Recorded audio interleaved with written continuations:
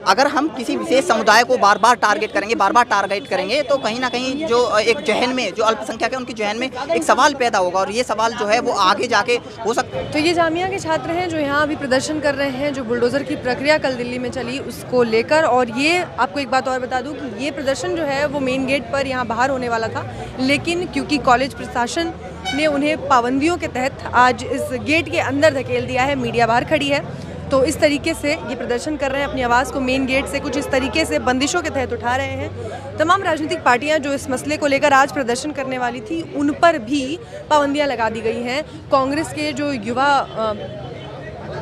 की युवा कमेटी भी आज जंतर मंतर से इस मुद्दे को उठाने वाली थी, उसको लेकर उन्हें भी वहाँ पर परमिशन नहीं दी गई, इस वजह से वो नहीं उठा पाए। इसके अलावा वो शहरी विकास मंत्री हरदीप सिंह पुरी के जो निवास स्थान है उस पर भी उसका घेराव करके इस मुद्दे पर लगातार उन्हें घेरना चाहते थे, लेकिन वहाँ भी पुलिस ने, प्रशासन ने उन्हें चारों तरफ से रोक दिया, बैरिकेडिंग कर दी गई और उन्हें इस मुद्दे को उठाने नहीं दिया गया। अब ये बच्चे जो यहाँ प्रदर्शन कर रहे हैं जामिया के, इन्हें भी इस गेट के अंदर सीमित कर दिया गया है, इन्हें बाहर आने की परमिशन नहीं दी गई है। मीडिया बाहर से ही कवरेज कर सकती है, अंदर मीडिया को भी नहीं जाने दिया जा रहा है। तो इस तरीके से जो कल बुलडोज़र की प्रक्रिया चली उसके खिलाफ जिन लोगों ने जहां से भी अपनी आवाज़ उठाने की कोशिश की, उन्हें वहीं दबाने की पूरी कोशिश हो रही है। इन बच्चों की आवाज़ को भी कॉलेज कैंपस के अंदर रखने की पूरी तैयारी है और लगातार वो प्रक्रिया जारी है। एक सिनेरियो बनाया जा रहा है, ये पूरी तरीके से सुनियोजित ढंग से प्री प्लान्ड है सारा का सारा। मैं आपको बता देना चाहता हूँ, अगर कुछ भी देखिए, जो दोषी हैं, यदि उन दोषी पे अगर कार्रवाई होती है बिल्कुल सही बात है, लेकिन हमारे संविधान के हिसाब से जो रूल एंड रेगुलेशन है उनके हिसाब से उन पे कार्रवाई होनी चाहिए। ऐसे नहीं है कि अब कोई बिना नोटिस दिए हुए हम किसी एक समुदाय को टारगेट कर रहे हैं, ये बिल्कुल गलत है। हमारी ये मांग है, हम एक लोकतांत्रिक देश में रहते हैं, लोकतांत्रिक हमारे मूल्य हैं, उनके हिसाब से चलना चाहिए, संविधान है। और इसीलिए माननीय सुप्रीम कोर्ट को मैं धन्यवाद देता हूँ और उन्होंने इसीलिए स्टे लगाया हुआ है।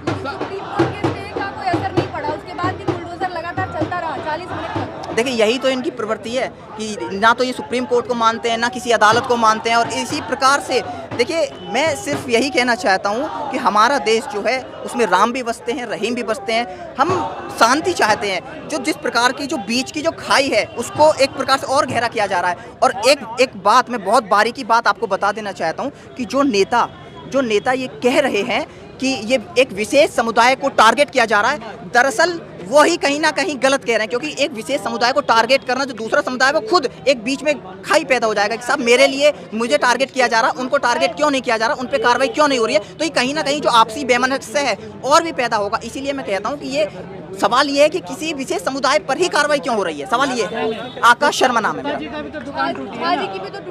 किसकी? देखिए, बिल्कुल, देखिए मैं ये कहना चाह रहा हूँ कि राम के भी दोनों के टूटे हैं ना मकान। बिल्कुल नहीं, बिल्कुल सभी के लिए प्रोटेस्ट कर रहे हैं। यदि कोई कार्रवाई, अगर कोई दोषी है, अगर दोषी पाया जाता है, और ये आप और मैं तय नहीं करूंगा कि कौन दोषी है, ये माननीय सुप्रीम कोर्ट तय करेगा कि कौन दोषी है कौन नहीं दोषी है। इसीलिए उन्होंने स्टे लगा रखा है।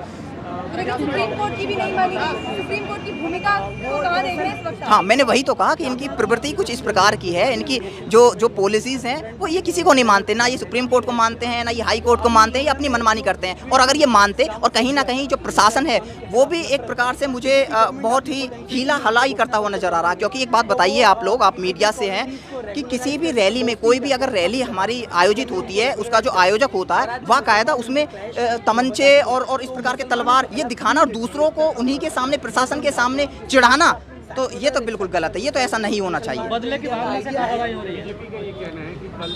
देखिए, बदले की भावना तो मैं नहीं कहूँगा इसको, लेकिन मैं सिर्फ यही कहना चाहता हूँ कि हम अमन चैन इस देश में बना रहे।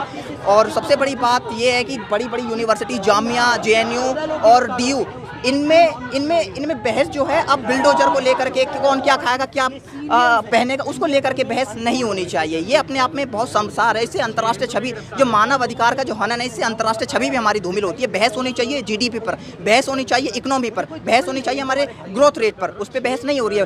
बाकायदा पूरे प्लान के साथ इसको, बहस को मोड़ करके, और बुलडोजर और राम और हनुमान को मीडिया की भूमिका मांगते हैं। बिल्कुल, देखिए मीडिया की कहीं ना कहीं, अगर मीडिया की इसमें भूमिका है, और मीडिया किस प्रकार से, मीडिया को आना चाहिए, लोगों के साथ आना चाहिए, सही को सही दिखाना चाहिए। मीडिया का काम ही है सत्ता के प्रतिपक्ष होकर सरकार से सवाल करना। लेकिन नहीं, देखिए मीडिया आप भी जानती हैं, हम भी जानते हैं, मीडिया की भूमिका सब जानते हैं, किस प्रकार से मीडिया अब जो अपना काम कर रही है, किस प्रकार से वो जो उनके जो नेता मेहनत करी उन्होंने गर्मी में। नहीं, बिल्कुल देखिए मेहनत करनी भी चाहिए। देखिए मेहनत आप लोग नहीं करेंगे तो फिर समाज को जो सच्चाई है वो फिर कौन दिखाएगा। लेकिन जो मीडिया का जो काम है वो सही तरीके से एक प्लान तरीके से होना चाहिए कि एक तरफा मीडिया का काम नहीं होना चाहिए। सिर्फ मैं ये कह रहा हूँ। देखिए ये तो कहीं ना कहीं मुझे लगता ही है। और भाई अगर हम किसी विशेष समुदाय को बार बार टारगेट करेंगे तो कहीं ना कहीं जो एक जहन में जो अल्पसंख्यक है उनके जहन में एक सवाल पैदा होगा, और ये सवाल जो है वो आगे जाके हो सकता है कि दिक्कतें पैदा करे। तो हम चाहते हैं कि सभी लोग बिल्कुल समानता के साथ रहें। जब से बीजेपी सरकार आई है तब से मुसलमानों पे हमला लगातार बढ़ते ही जा रहा है। कभी CA/NRC प्रोटेस्ट के बाद देखा बैक टू बैक कम से कम दर्जनों लोगों पे UAPA लगा के जेल में डाल दिया गया। अभी मैंने देखा कि जो जहांगीरपुरी में डेमोलिशन हुआ है उसके बाद सिर्फ मुसलमानों को 14 लोगों को गिरफ्तार किया है। बाद में जब इस पे आवाज़ उठाई गई उसके बाद ये हुआ कि कुछ लोगों हिंदू कम्युनिटी के लोगों को भी गिरफ्तार किया गया है, जिसमें 6 लोगों पे NSA लगाया गया, वो सारे मुस्लिम कम्युनिटी से। ये कब तक चलेगा? और हम दिल्ली में देख रहे हैं कि जो NDMC का आदेश आया कि मुसलमानों के जो लीगली इनरोचमेंट है उनको तोड़ा जाएगा, ये सिर्फ अगले दिन क्यों ये ऑर्डर आता है? क्योंकि दिल्ली प्रदेश के जो अध्यक्ष हैं बीजेपी के, आदेश गुप्ता, ये देते हैं आदेश कि दिल्ली में उधर जहांगीरपुरी के इलाके में इलीगली मुसलमान लोग रह रहे हैं। इस पे दिल्ली का मुख्यमंत्री इतना बेतुका बयान देता है, मुख्यमंत्री समेत आम आदमी पार्टी के तमाम सारे विधायक, कि दिल्ली का जहांगीरपुरी का जो इलाका है यहाँ बांग्लादेशी और रोहिंग्या मुसलमान रहते हैं और वही दंगे करा रहे हैं और इन लोगों को बसाया बीजेपी ने है। ये कितना बेशर्म भरी बात है। दिल्ली के तमाम सारे मुसलमान और अमन पसंद लोगों ने केजरीवाल को जिताया था दिल्ली प्रदेश में। एक वो उसमें से 1 लोगों पे 2 लोगों पे चला है, लेकिन बहुत सारे मुसलमान हैं। एक तरीके से देखें ना, नफरत किसके प्रति है? मुसलमानों के प्रति। NSA 6 लोग पे कौन है जिन पे NSA लगाया गया है?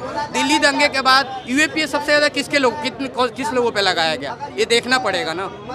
और ये एक तमाम तरीके से यूपी से लेकर मध्य प्रदेश, अभी खरगोन में देख लीजिए, एक मुस्लिम 75 वर्ष की महिला है, उसका यहाँ से यहाँ तक पुलिस ने मार के फाड़ दिया, जिसका दोनों हाथ नहीं है। 2005 में दोनों हाथ काट दिए गए हैं। उस पर आरोप लगाया कि ये पत्थरबाजी कर रहा था, FIR हुआ है। कटा है, पहले से कटा है, उनको वो लग गया था इलेक्ट्रिक शॉट, तो उसके बाद ये सब चल रहा है।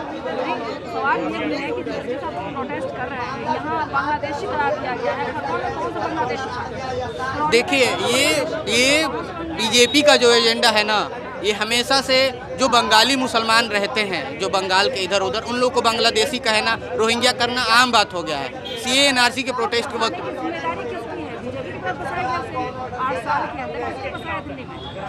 देखिए बसाने की कोई बात नहीं है। वो बांग्लादेशी नहीं है, वो रोहिंग्या नहीं है, वो मुसलमान है, इस देश के मुसलमान है। उनको कोई कहीं नहीं खदेड़ सकता है। उनका अधिकार है इस देश में रहना, संविधान उन्हें अधिकार देता है। हम उसी के लिए आज जामिया के लोग, कल DU में हुआ, कल JNU में हुआ, और जामिया के लोगों ने आज प्रोटेस्ट किया। हम इसलिए प्रोटेस्ट कर रहे हैं कि दिल्ली में कहीं भी मुसलमानों के खिलाफ हमला हम बर्दाश्त नहीं करेंगे।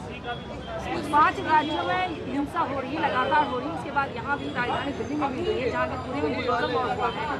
क्या सरकार सुनने को तैयार नहीं है या फिर कानून? सरकार देखिए ये सारा स्टेट स्पॉन्सर्ड वायलेंस है। एक तरीके से देखिए ना, लगातार एक जो बोला जाता है कि जहाँ भी इन लोगों का मार्च निकल रहा है, शोभा यात्रा हो या रामनवमी के नाम पे, हनुमान जयंती के नाम पर, वहाँ तलवारें दिख रही हैं, हॉकी दिख रहे हैं, रॉड दिख रहे हैं, एक धर्म विरोधी नारे लगाए जा रहे हैं। ये क्यों लगाए जा रहे हैं? ये नफरत कहाँ से उग रहा है? बीजेपी के सह पे, RSS के सह पे। सरकार ने जो फैसला लिया है कि बिना अनुमति आप शोभा यात्रा नहीं निकाल सकते, उसको लेकर क्या राय? यार ये कहने का है, करने का कुछ और है। एक देखिए यूपी की ही बात कर रहा हूँ मैं, जहाँ जान लग रहे हैं वहाँ हनुमान चालीसा पढ़े जा रहे हैं। ये बनारस में हुआ, अशोक ये चाहे मतलब महाराष्ट्र में हो, राजस्थान में हो, मध्य प्रदेश में, यूपी में हो, लगातार हर जगह चल रहा है। ये नफरत कब तक चलेगा? इससे देश बढ़ने वाला नहीं है, देश का बुरा हाल होने वाला है। इसके बिल्कुल RSS और बीजेपी जिम्मेदार है। इसका एजेंडा, उनका एजेंडा यही है ना कि हिंदू मुसलमान को बांट दो, 85% को एक तरफ कर दो, जो हिंदू कम्युनिटी का है, हम चुनाव जीत जाएंगे। क्या आप लोगों को बार-बार प्रोटेस्ट करने से इसका असर होगा? देखिए हम ये कहना चाहते हैं कि हम प्रोटेस्ट करेंगे, हम इंसान हैं। हम ये बताना चाहते हैं कि हम इंसानियत की बात करते हैं, हम हिंदू मुसलमान की बात नहीं करते हैं। जिन पे जुल्म होगा हम उनके साथ खड़े हैं। हम बीजेपी RSS के खिलाफ खड़े हैं। कब ट्वीट आया? प्रधानमंत्री गुजरात में मस्ती कर रहे हैं, उधर बिजनेस की बात कर रहे हैं, और यहाँ देश में इतना बड़ा सब कांड होते जा रहा है, लगातार होते जा रहा है। CA/NRC के बाद भी प्रधानमंत्री का एक भी बयान नहीं आया। वहाँ मुसलमानों का कत्लेआम कर दिया गया। अमित शाह के जरिए क्या, प्रधानमंत्री मोदी के जरिए भी, ट्विटर हैंडल के जरिए एक भी ट्वीट नहीं है, क्या कहेंगे? ये बेशर्म लोग हैं, इनमें शर्म की गुंजाइश ही नहीं है, इनसे कर ही नहीं सकते कभी भी। ये बेशर्म लोग हैं। अरविंद केजरीवाल का भी ट्वीट नहीं है। अरविंद केजरीवाल का ट्वीट नहीं है। अरविंद केजरीवाल अपने 2-4 विधायक को आगे कर दी हैं। कैसे भी मुसलमान को दोषी ठहराया जाए, क्योंकि ये बांग्लादेशी हैं, रोहिंग्या है, वो उनके मुसलमान को दोषी ठहरा दीजिए, ये कुछ नहीं बोलेंगे। दिल्ली दंगा में भी देखा, उनका काउंसलर एक गिरफ्तार हुआ, उन पे कुछ नहीं बोला, वो यूपीए के अंदर है। सेल्फ डिफेंस में अगर कोई कुछ भी करता है ना, उसको आतंकवादी बोल दो, देशद्रोही बोल दो, बांग्लादेशी बोल दो, रोहिंग्या बोल दो।